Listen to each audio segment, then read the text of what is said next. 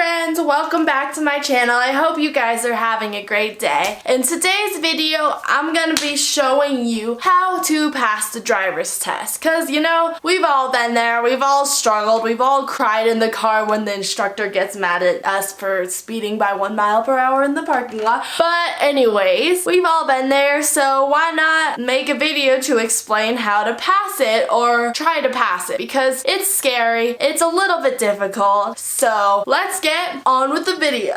So I obviously cannot make a video about driving while sitting in my bed. That's like making a video about how to bake a cake while sitting in the car. So obviously I had to make this video in a vehicle. Anyways, my first tip is do not take the test in rush hour if you can do that. Like if you can't, then that's okay, but it just saves you less traffic and less difficulty if you're not taking this driver's test in rush hour, because I took mine at like 4:30, so that's the beginning of rush hour where I live. I remember one point when I had to turn right, I literally could not turn right for like 3 minutes, and we were just sitting there in awkward silence because there were too many cars coming, and obviously I would have gotten marked off and failed if I had turned on a red light and there was a car right there. Pretty sure the driver's place would not be happy if you got in an accident. So it just reduces your chances of failure if there are less people. And the next thing is know what makes an automatic fail.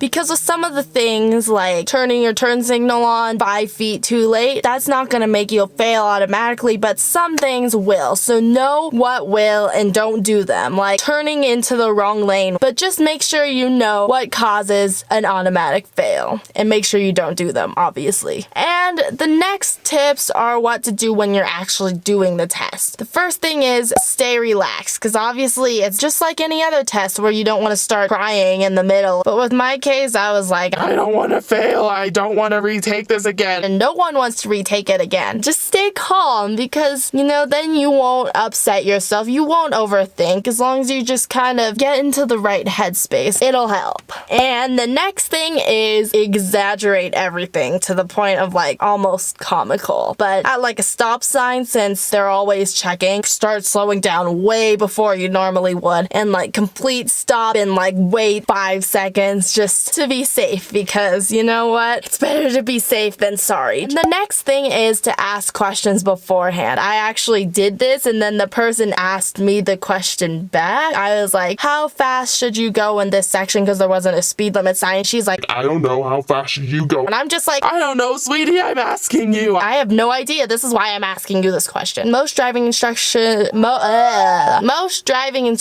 want to help you though. So if you ask questions before the test, then they'll answer them. But you can't be driving along and you can't be like, oh wait, how do you turn again? I forgot. But if you ask like a reasonable question, then they'll answer it, and then it'll make you look like better. So this next one also applies to do during the test. Always go under the speed limit. And I'm not saying like if it's 35, go 10 miles an hour, but like if it's 35, go like 32, just to be safe, just to give you a little leeway, because if they're probably gonna mark you down if you're going like 10 miles under the speed limit or 10 miles over the speed limit. And the next thing is something that I got marked off on, and this thing doesn't really matter in real life, but if you want to, for whatever reason, get a perfect on your driver's test, I don't know why you want that, because it's almost impossible. Not to kill your dreams, but it's the truth. This is do not get too close to the curb when making a right turn, and when making a left turn, do not get close to the yellow line. And this just kind of sounds stupid, but this is what I got marked off on over and over again, and I'm just like, but